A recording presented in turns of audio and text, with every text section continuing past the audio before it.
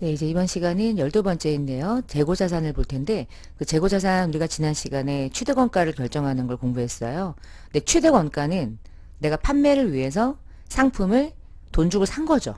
그러면 하나당 100원에 샀다. 그럼 두 개 사면 200원이 생긴 거예요.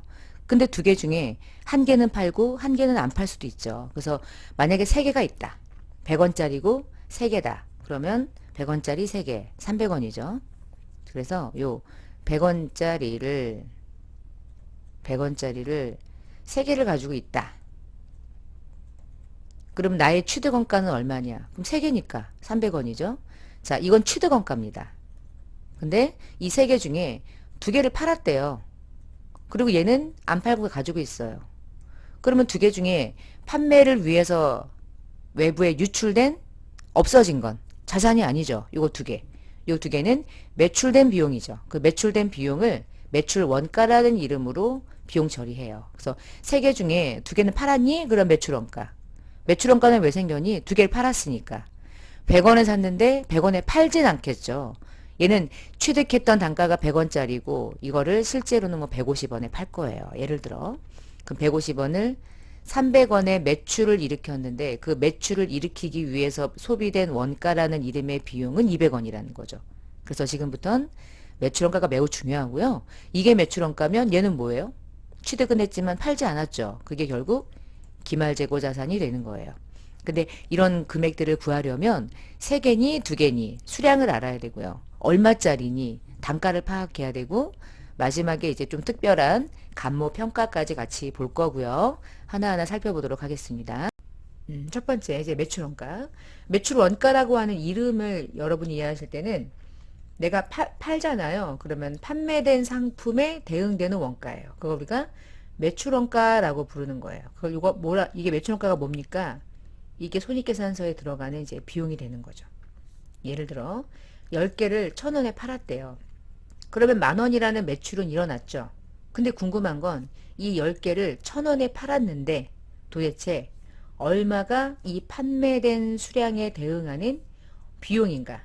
그 비용이라는 게 10개를 팔았죠. 그러면 10개가 얼마짜리냐가 원가가 되는 거고 그 원가를 우리는 비용이란 이름으로 만들어낼 때 상품이 매출된 금액에 대응되는 원가라는 이름의 비용으로 인식하는 거예요. 앞에다가 상품을 적어도 되고 안 적어도 결국은 매출원가인 거고 상품이 붙어 있으면 자세한 거고 없어도 매출원가는 같은 이름인 거예요. 그럼 얘가 뭐가 어렵냐? 1,000원에 팔았어. 내가 이 10개를 1,000원에 사오지 않았을 거 아니야. 1,000원보다는 싸게 사왔겠죠. 적게. 낮은 가액으로. 마진이 50%가 넘어야 된다. 그러면 500원보단 낮은 금액을 사왔을 거 아니야. 그럼 하나당 400원에 사왔다. 10개를 모두. 그러면 4,000원에 사온 게 우리의 매출원가가 되는 거죠. 어렵지 않잖아요. 그쵸? 그래서 10개를 1,000원에 팔았어. 그러면 10개는 원래 얼마 주고 산 거야? 에 따라서 매출원가가 그 수량에 대응되는 원가가 만들어지고 그게 들어와야 나는 4,000원에 사온 원가를 10,000원에 팔아서 6,000원 남겼구나로 가는 거죠. 근데 왜 매출원가가 어렵다고 말씀을 드렸냐면 그 10개 중에 2개는 400원이고요. 3개는 440원이고요. 막 이런 식인 거야. 수량마다 단가가 다 달라. 그러면 개당 다 곱해야 된다는 게 문제인 거죠. 그다음에 또 하나의 또 특징은 제가 분명히 10개를 팔았어요. 근데 저는요. 10개가 있는 게 아니었고요. 원래 상품은 기초에 전년도에 안 팔고 넘어온 게 애초에 몇 개 있었냐면은 5개가 있었어요. 그리고 저는 이번 연도에 상품을 돈 주고 사왔죠. 상품을 사오게 되면 상품을 차변에 분계하죠. 그러면 차변에 분계한 게 상품 계정 T자 계정 왼쪽으로 붙는 거예요. 제가 수량을 한번 적어보는 거야. 저는 5개는 원래 있었고요. 상품을 이번 연도에 8개를 사온 거예요. 그럼 저는 몇 개를 팔 수 있었나요? 13개를 팔 수 있었죠. 근데 13개 중에 제가 기말에 가보니까 3개가 남아있는 거야. 그럼 몇 개 판 거예요? 10개 판 거죠. 자, 이 매출 원가라고 하는 게 내가 이번 연도에 다 팔았냐가 아닌 거죠. 안 판 게 있고요. 안 판 걸 빼면 나머지가 판매된 거죠. 이래서 얘가 비용이라는 매출 원가가 되는 거야. 안 팔린 건 뭐예요? 비용입니까? 안 팔렸으니까 자산입니까? 안 팔렸으니까 자산이죠. 그러면 기말 상품은 내년에 뭐가 돼요? 또 이렇게 가지고 또 기초가 되는 거죠. 이렇게. 얜 자산 안 팔렸으니까. 미판매된 건 그 원가만큼이 자산으로 남는 거고 그 원가 중에 판매된 것만 비용이 되는 거고 그 판매된 상품을 우리가 묶어서 매출 원가 이렇게 부르는 거예요. 얘는 재고자산이 되는 거고 수량과 원 단가에 합쳐진 금액이 이제 매출 원가가 되는 거죠. 그래서 매출 원가를 구하는 산식을 한번 불러보실래요? 그러면 이렇게 매출 원가 얘는 기초 상품에다가 1년 동안 상품 매입한 거 더하고요. 그 중에 얘를 빼면 얘가 되는 거야. 하나, 둘, 셋, 예. 두 개 더하고 빼면 예. 두 개 더하고 빼면 예. 그걸 산식으로 적으면 이렇게. 기초에다가 단기 매입액을 더해. 더했죠? 거기서 기말을 빼요. 안 팔린 걸 빼. 안 팔린 거 빼면 나머지는 판 거죠. 그걸 우리가 매출원가다. 이렇게 부르는 거예요. 재고자산의 흐름이 이제 이렇게 만들어진다는 거네요. 자, 그러면 이제 매출원가를 구하는 건 결국은 여러분 매출원가를 잘 구하려면 뭐를 잘 알아야 되게요? 얘를 잘 알아야 돼요. 얘하고 얘는요 주어져요. 얘가 얼마냐에 따라 얘가 달라지는 거야. 뭐 얘가 얼마냐에 따라 얘가 달라지는 것도 같아. 근데 결국은 대부분은 얘를 구해서 얘를 알아내죠. 그런 방식으로 매출원가를 구하기 때문에 기말상품 재고가 가장 중요한 거야. 네가 얼마냐에 따라서 얘가 정해지거든요. 그래서 이제 두 번째 볼 거는 기말상품 재고액을 이제 평가하는 방법인데 결국은 이 기말 재고가 몇 개가 남았니? 수량이. 근데 그거 얼마짜리니?에 따라서 금액이 결정되는 거야. 기말 재고액이. 그 기말 재고액이 결정되고 그 금액이 얼마가 되느냐에 따라 매출원가가 달라진다는 거예요. 그럼 얘를 구하는 산식이 이제 이렇다는 거고요. 그럼 구할 때 여러 가지 방법이 있는데 수량을 체크하는 방법은 계속기록이나 실제재고나 혼합법이 있고요. 단가를 결정하는 방법은 개별법, 선입선출, 후입선출, 총평균, 이동평 여러 가지가 있어요. 얘네들은 단가 결정이고요. 얘는 수량 결정인 거예요. 이 중에 이렇게 매칭을 시키든 뭐 이렇게 매칭을 시키든 이런 식으로 해서 수량과 단가를 곱해서 금액을 결정한다. 얘기해가지고는 모르고 계산을 한번 하는 과정을 좀 보겠습니다. 첫 번째는 수량 결정이에요. 우리가 재고자산 수량 결정을 어떻게 가냐면 이렇게 가요. 기초에 몇 개 있었지? 거기다가 1년 동안 매입을 해야 막 더해. 그리고 팔 때마다 까. 그러면 기말에 수량이 남겠죠. 자, 이런 방식은 계속 기록한다 그래요. 기록하는 거야.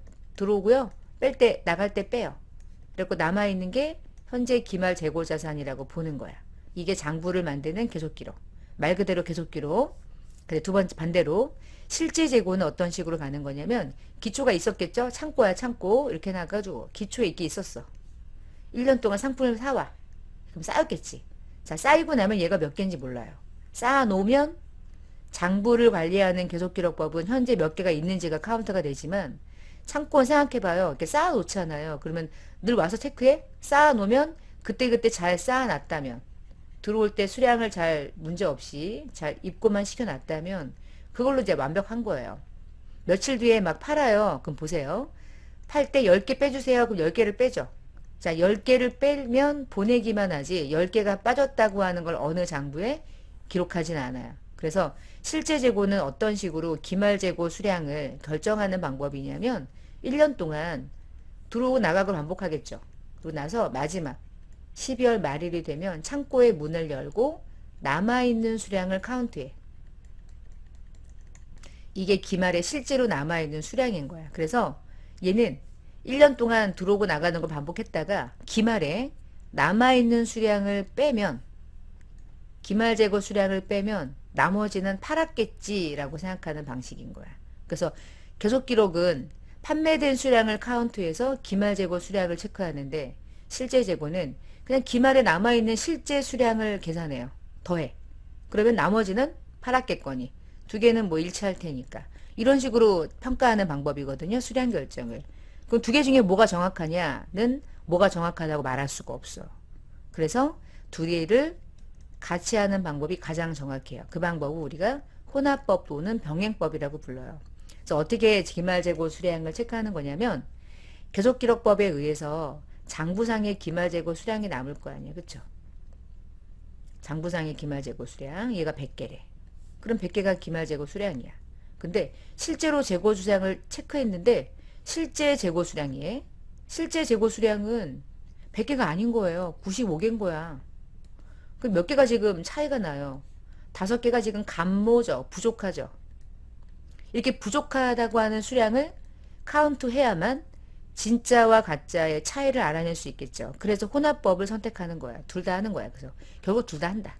하나만 하는 기업은 없어요. 그러니까 장부를 맡는 사람은 늘 장부 관리를 하는 거고 창고를 맡고 있는 사람은 늘 창고 관리를 하는 거고 이 두 개가 맞으면 얘도 맞은 거니까 아무 문제 없는데 얘가 틀리면 얘가 틀리는 거죠. 두 개가 틀리는 거야. 그래서 예를 들어 1월 1일에 기초에 100개가 있었다. 내 1년 동안 900개를 사왔다. 그러면 1000개 있었다. 자, 1000개 중에 몇 개가 정말 팔렸느냐에 따라서 실제로 기말재고 자산이 달라지는데 얘를 먼저 카운트하냐? 그러면은 실제 재고고요. 얘를 먼저 카운트해서 얘가 남는 거로 볼 거냐? 그러면 장부 수량이라고 보시면 돼요. 자, 제가 지금 설명한 건 수량을 결정하는 방법 3가지였어요. 계속 기록, 실제 재고, 둘 다 같이 하는 혼합법. 뭐가 정확하냐는 결국 이런 겁니다. 이게 부족하면 부족한 이유에 따라 회계 처리가 아주 복잡해져요. 그거는 그 다음 급수에서 공부하시면 돼요. FAT 1급에서. 일단 수량 결정하는 방법이 3개가 있었고요. 그 다음에 이제 단가를 결정하는 방법인데 단가는 어떤 문제가 좀 있냐면은 똑같은 물건이에요. 세모난 모양의 상품이야. 똑같아. 똑같은 물건인데 1월 2일에 사올 때는 하나가 이제 100원이었어. 근데 3월 6일에 한 번 더 샀는데 3월 6일에는 시세가 올라서 인플레이션 때문에 가격이 계속 상승하는 거야. 105원인 거야. 3월 17일에 가니까 또 오르는 거죠. 107원 막 이런 식인 거야.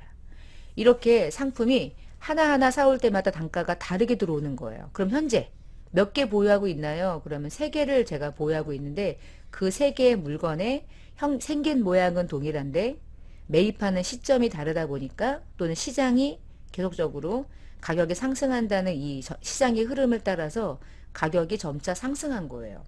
그러면 저는 3개긴 하지만 같은 3개라고 보면 안 되죠. 100원짜리 하나, 105원짜리 하나, 107원짜리 하나. 이 3개 중에 제가 오늘 4월 예를 들어 7일에 한 개를 팔았다고 한번 전제해 봅시다. 한 개를 팔았어요. 근데 한 개를 얼마에 팔았냐면 150원에 판 거예요. 그럼 저는 매출액은 정해진 거죠. 150원 매출 정해진 거예요. 그럼 궁금한 거죠. 얼마가 그 매출액에 대응하는 원가라는 이름의 비용으로 들어오느냐에 따라서 한 개 판 건 똑같은데 이익이 달라지잖아. 그러면 그 이익이 달라지는 건 무엇 때문에 그래요? 단가 때문에 그런 거야. 근데 단가 중에서 개별법은 어떤 방식이냐면 저는 확실하게 이 3개 중에 얘를 판 거야. 그러면 얘가 원가가 되면 돼요. 105원. 그래서 45원 이렇게 잡으면 돼요. 얘가 팔린 걸 내가 너무나 확실하게 알아. 얘를 팔았어. 두 번째 얘를 무조건 판 거야. 딱딱 달라. 그러면 이렇게 팔 수 있어. 근데 여러분 똑같은 물건이잖아. 뭘 팔았는지 실제적으로 실무에서 알 수 있을까요? 몰라요. 자, 그러면 개별법은 어떤 기업이 쓰냐면 보석, 다이아몬드 보석, 네모난 모양 보석, 동그란 모양의 보석. 이 3개가 1월달, 3월달, 4월달이라고 생각해봐. 그러면 이 3개 중에 제가 오늘 네모난 모양의 다이아몬드를 팔았는데 이거 판 건가? 이거 판 건가? 헷갈려요? 아니면 얘를 판 거예요, 그냥. 그러니까 네모난 모양을 판 거잖아요. 그쵸? 그러니까 네모난 모양을 판 거지 동그란 모양을 판 게 아니니까 그냥 직접적으로 대응하는 거예요. 그 자체가 거액이거나 정확한 원가를 알 수 있다면 가장 정확한 방법은 얘를 팔았으니까 얘가 대응되는 원가로 붙으면 되는 거죠. 자, 근데 여러분 다이소 같은 기업들은 그게 가능하겠습니까? 똑같은 물건이 수십만 개씩이 있을 거 아니야. 매입하고 수입하는 시점도 다 다르고요. 똑같은 물건이지만 1, 2원씩 다 조금씩 다를 수 있잖아요. 그러면 그게 팔렸는지 저게 팔렸는지 어떻게 알아요? 신이에요? 모르죠. 아무도 모르죠. 그러면 어떻게 결정하지? 단가가 되게 복잡하네. 그래서 나오는 가정이에요. 그래서 나머지 개별법은 가장 정확한 방식이고요. 개별법이 아닌 나머지 방식은 일반적인 가정에 의해서 계산하는 거야. 내게 가는 게 너지. 대부분은 이게 물건이 상해. 오래 두면 상해. 그래서 나는 가장 먼저 매입한 걸 가장 먼저 파는 걸로 봐야지. 그래서 먼저 매입한 선입을 먼저 출고한다. 선의선출. 그럼 이 중에 만약에 선입선출법을 쓴다라고 하면 이제 달라지죠. 뭘 갖다 파는 걸로 하면 돼요. 이 세 개 중에 무조건 얘를 판 걸로. 100원짜리를 판 걸로. 그래서 50원이 이익이 나는 방식으로. 그렇게 선입으로 가겠다는 뜻은 그렇게. 근데 만약에 완전 극단적인 반대, 완전 반대, 후입으로 가겠대. 가장 나중에 매입한 걸 가장 먼저 판다. 그러면 세 개 중에 뭘 판 걸로 보겠다는 거야? 얘를 판 걸로 보겠다는 거죠? 그러면 매출 원가를 107원으로 보겠다는 거죠. 매출은 그대로인데. 매출은 똑같거든요. 근데 얼마짜리를 판 걸로 보느냐, 어떤 가정에 의해서 하느냐에 따라서 막 이제부터 이익이 막 움직여요. 만약에 후입으로 가게 되면요, 이익은 43원이 돼요. 이게 1000만원대가 되면 5천만원이 되고 4,300원, 4,300만원이 되면서 700만원의 차이익을 가져오는 거고, 이게 덩치가 커질수록, 수량과 단가가 커지면 커질수록 50억이 43억의 차이, 7억의 차이 막 이런 식으로 가져오는 거예요.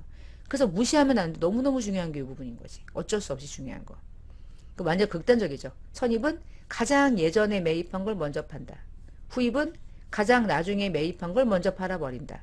그러면은 평균을 내는데, 아니야, 다 똑같은 거니까 평균 내. 그 중에 총평균법은 어떻게 내냐는 거냐면, 모든 입고가 끝날 때까지 기다려요. 12월 말일까지. 그래서 입고된 모든 단가를 한 번에 평균 내는 거야. 다 더해서 한 번에 평균. 총평균법은 기말에 한 번 평균을 내는 방식이에요. 다 더해서 한 번에 평균 빡 이렇게. 다 더해서 3개 나누는 거죠. 그렇게 하는 게 총평균이고요. 이동평균법은 어떻게 가는 거냐면, 이날 4월 7일에 판 게 아니고, 제가 날짜 바꿔볼게요. 3월 7일에 판 걸로 가잖아? 그러면 이때 다음에 요 사이에 판 거죠. 그러면 요 날 기준의 단가를 평균 내는 거야. 100원과 105원을 더해서 두 개의 토탈 금액을 취득한 게 지금 205원이 되는 거죠.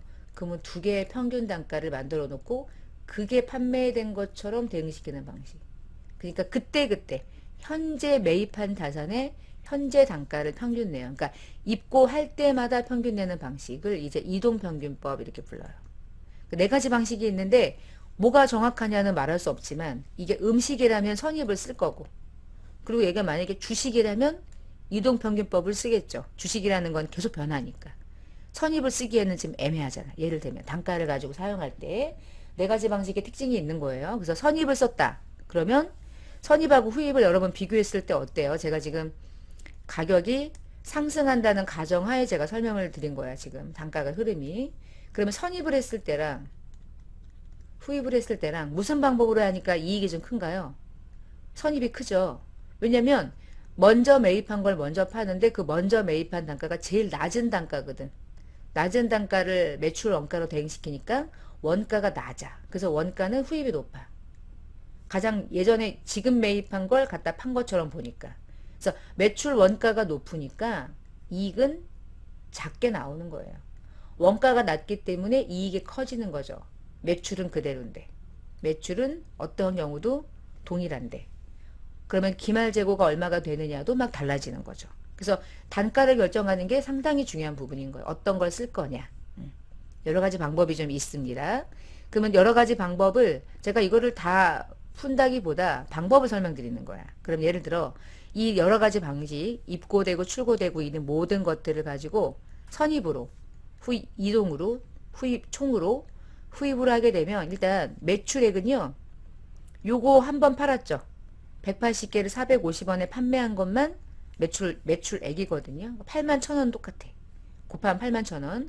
근데 중요한 거는 이 180개가 81,000원에 팔렸는데 180개.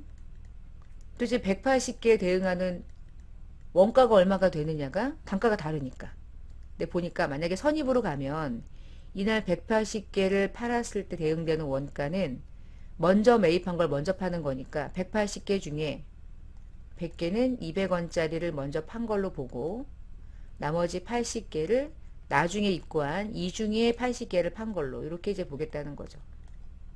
선입은. 그래서 180개 개당 단가가 다르게 적용되니까 2만원, 24,000원 더해서 44,000원 만큼의 매출 원가가 된 거예요. 근데 반대로 이날 이제 후입으로 가게 되면 후입은 어떻게 하겠다는 거냐? 여러분 후입은 약간 나중에 좀 제가 과하게 얘기하는 거긴 한데 후입은 이날 기준으로 가장 후입은 얘지만 마지막 기준의 후입은 얘죠. 가장 나중에 매입한 게 어느 시점에서 후입을 보느냐에 따라서 얘가 후입이 될 수도 있고 얘가 후입이 될 수 있어요. 그래서 최대치를 만들면 요때 하는 거죠. 요때. 제가 이때 기준으로 후입을 볼게요. 그러면 180개 중에 100개는 가장 나중에 입고한 거부터 먼저 파는 방식이거든요. 그러면 이게 선입이었죠. 그럼 후입은 어떻게 가냐면 100개를 어떤 단가부터 먼저 파는 걸로 보겠다는 얘기야. 극단적으로 400원짜리. 얘 다 팔고 그리고 이후에 300원 중에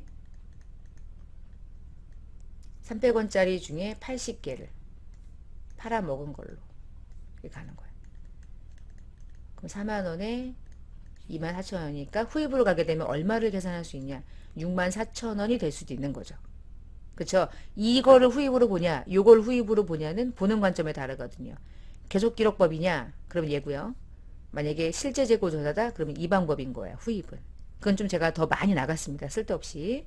그러니까 선입으로 가게 되면은 인플레이션이라는 가정하에 옛날에 매입한 걸 먼저 파는 걸로 전제하기 때문에 원가가 상대적으로 낮아요.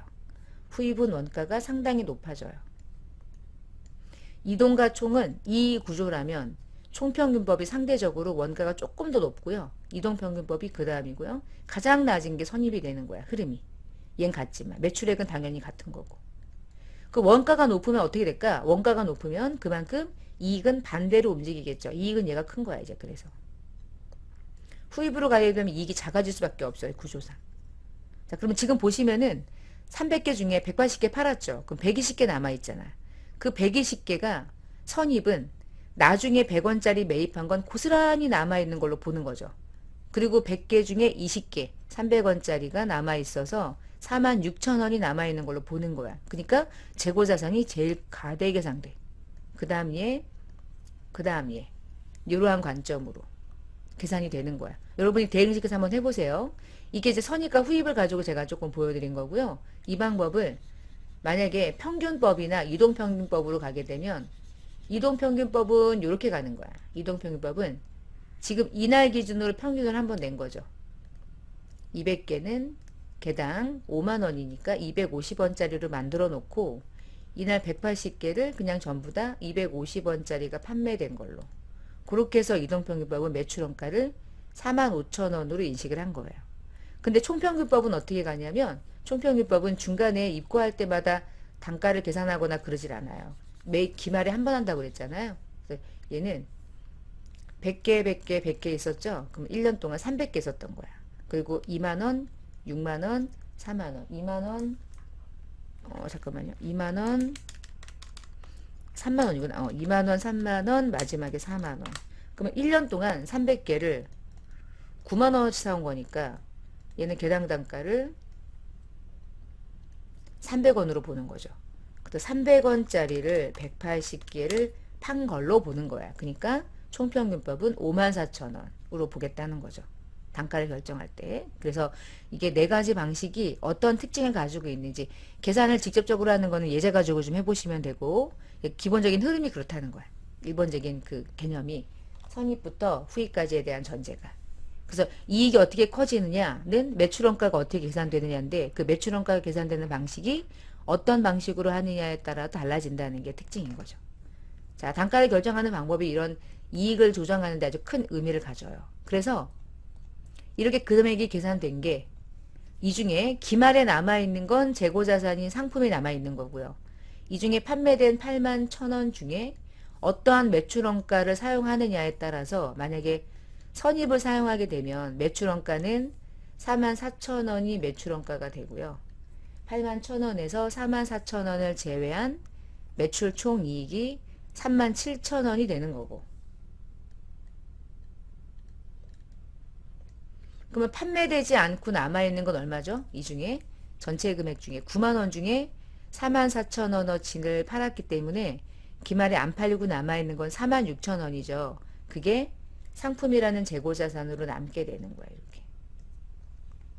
이렇게 남게 되는 게 T자 계정에 의해서 이제 계산이 되는 거고요. 자, 그러면 이 방법이 어떻게 T자 계정으로 계산되는지 그 계정을 한번 잠시 뒤에 보고요. 일단 거기 나와 있던 내용 중에 설명을 조금 보겠습니다. 그래서 지금 보고 계셨던 것처럼 물가가 지속적으로 상승한다는 가정하에 원가가 제일 낮은 게 선입이야. 제일 높은 게 얘고. 원가가 높으면 재고자산은 작게 나올 수밖에 없고요. 작게 나온 것만큼 이익은 작게 나오게 돼요. 대신 이익이 크면 클수록 법인세를 많이 부담하게 되겠지. 근데 여러분은 법인세까지는 모르셔도 돼. 개인기업이니까. 조금 정리하면 우리가 앞에서 순매입액을 얘기했었죠. 순매입액은 총 매입액에서 애누리 환출 할인을 까고 마지막에 법인 매입시 재비용이 있으면 부대비용이 있으면 더해요. 대신 순매출액은 전체 매출액에서 매출 애누리랑 환입을 까고 매출 할인을 까되 그 다음에 플러스 마이너스 할 거 더 이상은 없죠. 매입할 때 비용만 매입시 원가에 포함하는 거니까. 자, 그 다음에 상품 매출 원가를 구하는 방식은 그 앞에서 얘기했던 T자 계정처럼 기초 상품에서 순 매입액을 더하고요. 거기서 기말 상품을 빼요. 그러면 상품 매출 원가가 되는 거고 마지막에 매출 총이익은 요 구조로 설명하는 거죠. 매출에서 매출 원가를 빼면 매출 총이익이 나온다. 이게 이제 매출 총이익을 구하는 산식인 거죠. 자, 요 내용들이 어떤 식으로 시험 문제가 나오는지 한번 문제를 좀 볼게요. 자, 문제를 좀 보겠습니다. 아래 자료를 가지고 매출 원가를 구하래요. 지금까지 얘기했던 걸 T자 계정을 그려서 한번 같이 볼게요. 매출 원가를 구하라고 하는 문제는 언제나 머릿속에서 뭘 떠올리냐면 상품이라는 T자 계정을 떠올리셔야 돼요. 이렇게. 너무 안 예쁘네. 이렇게 해야 되겠다. 상품이라는 T자 계정을 딱 그리고요.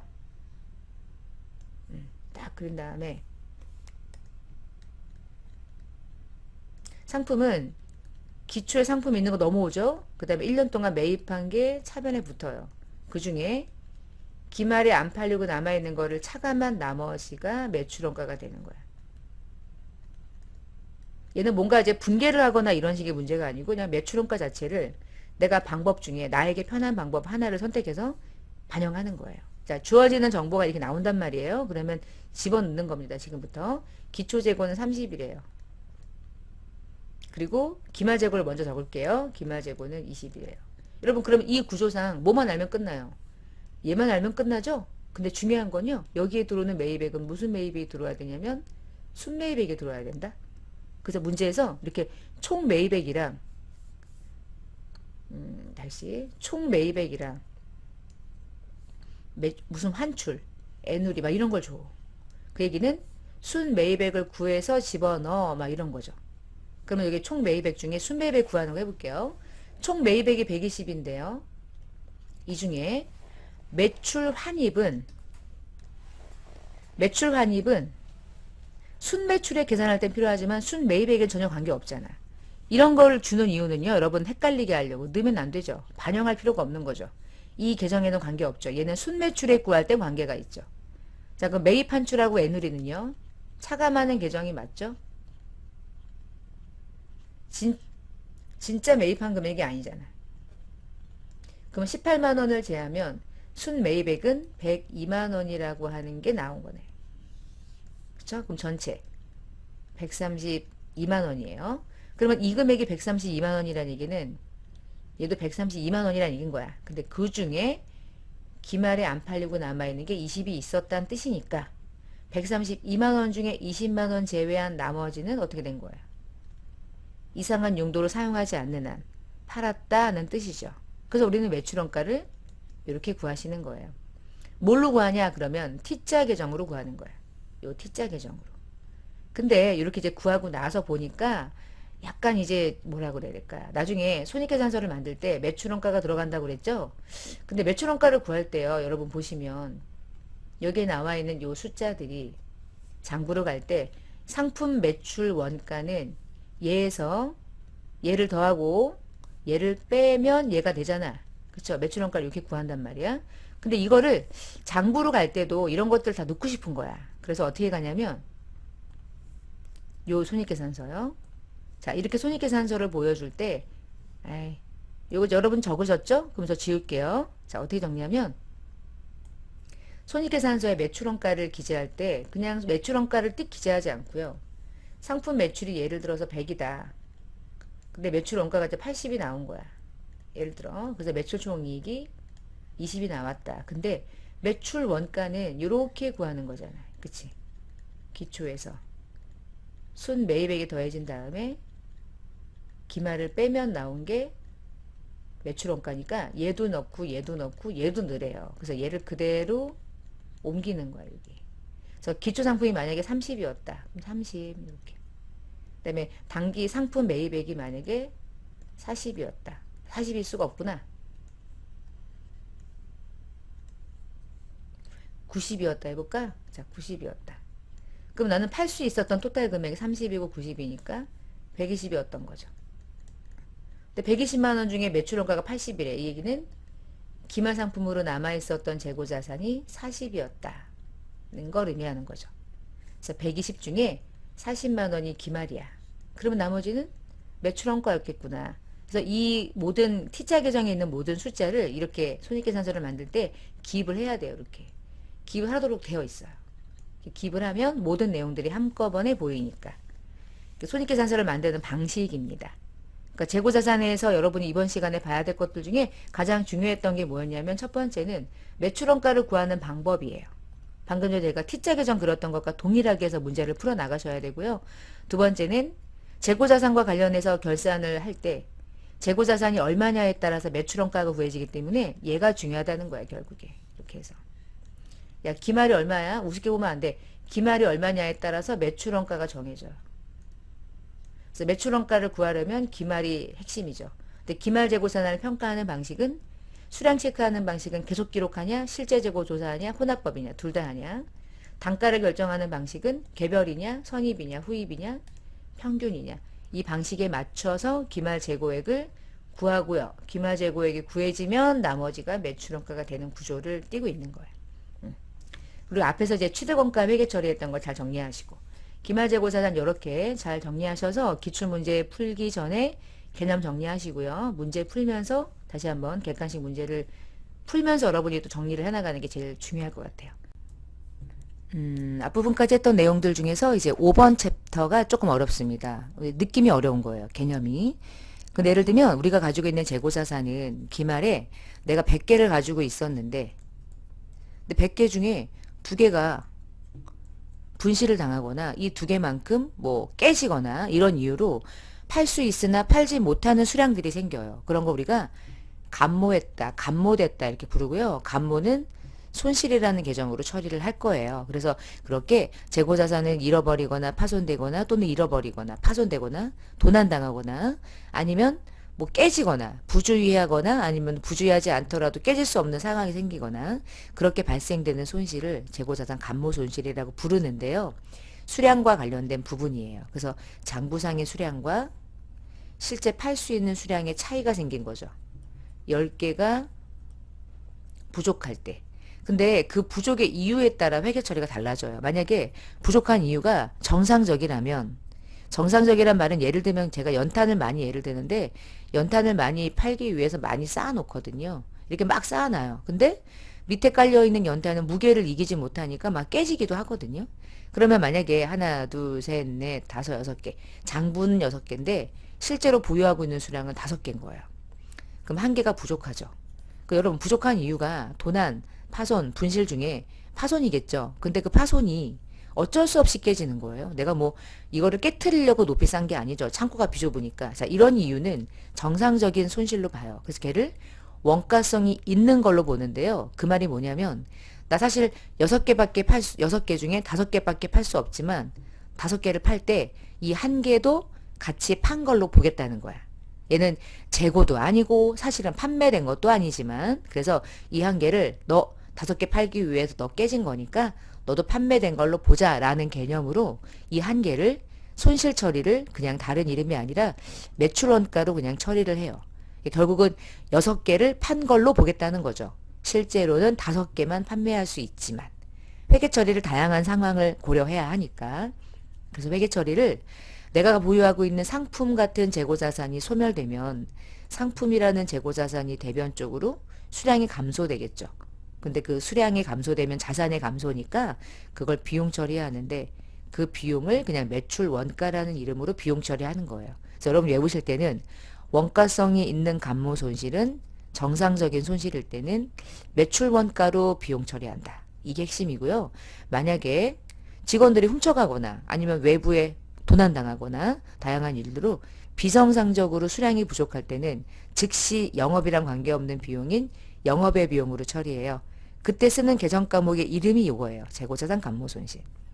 둘 다 재고자산이 감모합니다 라는 이름으로는 부르는데 그 정확한 계정 과목을 분류하면 비용을 매출원가로 부여하기도 하고 비용 중에 재고자산 감모손실이라는 이름으로 비용 처리를 하기도 한다는 거예요. 그리고 또 하나가 우리가 보유하고 있는 상품은 판매를 위해서 보유하고 있는 거예요. 원칙이. 근데 판매되지 않고도 이렇게 소멸될 수 있거든요. 그렇게 판매되지 않고도 소멸되는 경우를 우리가 타계정 대체라고 하는 대체 계정을 설정해 줘야 되는데 나중에 프로그램 들어갔을 때 이걸 입력할 때 8번에 적요 8번에 등록하면 얘를 타계정 대체라고 등록하는 방법이라고 이해하시면 돼요. 지금은 요 정도만 제가 설명을 하고요. 요거는 나중에 프로그램 실기 프로그램 들어가서 좀 정확하게 설명을 드릴 거니까 재고자산 감모손실이 무슨 의미인지만 좀 알고 계시면 되겠습니다. 수량이 부족할 때 장부랑 실제 수량이 부족할 때 쓰는 거죠. 많을 땐 없어요. 많을 때는 없을 거라고 생각해. 회계는 수량이 부족하면 부족한 이유가 정상적이니 그 매출원가로 보겠다. 비정상적이니 재고자산 감모손실로 처리할 건데 그게 영업외 비용으로 분류되는 계정 과목이라는 거 그렇게 하나를 이해해 주시고 그 다음에 이제 평가손실을 좀 간단하게 볼게요. 평가손실은 단가가 떨어진 거예요. 내가 보유하고 있는 재고자산의 가격이 실제 시장에서 거래되는 가격과 차이가 떨어졌을 때 그렇게 저가법으로 평가할 때만 씁니다. 예를 들면 이렇게 장부상에 내 상품이 100원짜리인데요. 시장 가치가 150원일 수도 있고요. 내가 100원인데 80원일 수도 있죠. 근데 시가가 올랐을 때는 평가를 안 해요. 시가가 오른 건 좋은 일인 거죠. 냅두는 거야. 정상적으로 그렇게 많이 일어나고요. 그런데 장부상의 가액보다 시가가 떨어진 건 특별한 일이라고 보는 거야. 그거는 평가해. 마이너스 20원 손실 처리하는 거예요. 그 이름이 이거예요.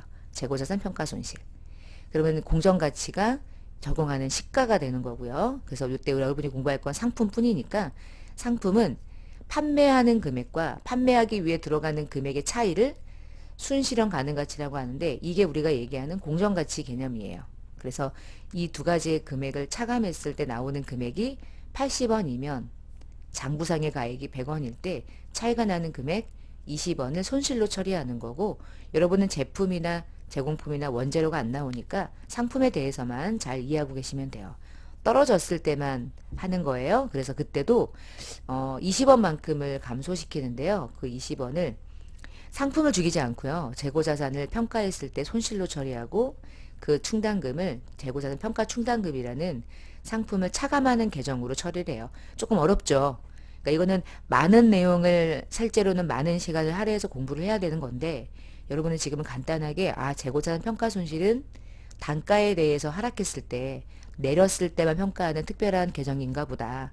그리고 평가할 때는 내가 얘를 팔았을 때 받는 돈에서 팔기 위해 들어가는 돈을 차감했는데도 불구하고 얘가 150원이고 얘가 예를 들면 뭐 70원이야. 그러면 얘가 80원만큼은 순수하게 받을 수 있는 거죠. 근데 그것과 내가 걔를 가지고 있는 장부상의 가액과의 차이가 얘가 현저하게 떨어졌을 때 그럴 때 평가한다는 걸 갖고 계시면 돼요. 재고자산 평가 충당금으로 이렇게 하게 되면은 자, 이 금액을 제가 장부로 상상을 해 볼게요. 상품은 100원이 장부인데 재고자산 평가 충당금 20원을 대변에 분개하면요. 걔가 상품 계정 차변으로 차감 계정으로 표시가 돼요. 이렇게 재고자산 평가 충당금으로 대손 충당금하고 똑같이 얘를 이렇게 차감해요. 그래서 80원이 현재 장부상의 가액이라는 걸 이렇게 장부상에 표시해 주죠. 이런 금액들을 그렇게 보여주는 기능이에요. 그게 재고자산 평가 충당금이고요. 재고자산 평가 손실은 별도의 영업의 비용으로 처리하지 않고 얘도 매출 원가로 봐요. 매출 원가에 가산한다. 그래서 매출 원가로 보는 이유가 이거는 내가 뭔가 잘못했다기보다 시장 상황의 변화 때문에 생기는 거니까 이것까지는 영업의 비용이 아니라 이것까지도 매출 원가로 봐주겠다라고 하는 게 특징이고요. 만약에 떨어졌던 단가가 회복이 되면 손실이 죽고 얘가 죽으면 되는데 얘는 죽는데요. 손실이라는 이름을 쓰지 않고 결국은 얘도 충당금이 차변에 오니까 대손충당금처럼 환입이라고 적는데 매출 원가를 증가시켰던 거니까 매출 원가를 차감하는 형식으로 이렇게 기재해요. 좀 어려우시면 요 하락 부분만 잘 기억하시고요. 판매액에서 판매할 때 들어가는 비용을 차감한 금액이 내가 인식하는 공정가치 개념이구나, 시가 개념이구나, 그렇게 이해하시면 되겠습니다. 나중에 이제 기출문제 풀면서 관련된 문제가 나왔을 때 기출문제 풀이를 통해서 같이 한번 문제 연습을 해볼 거고요. 간단한 이론은 이렇게 정리를 하도록 하겠습니다. 재고자산 수업을 2시간 동안 했고요. 사실은 많은 시간을 할애해야 되지만 좀 짧은 시간 동안 중요한 것들만 같이 정리를 했습니다. 기출문제 편에서 같이 문제를 풀어보고요. 자, 이번 시간 마치겠습니다. 감사합니다.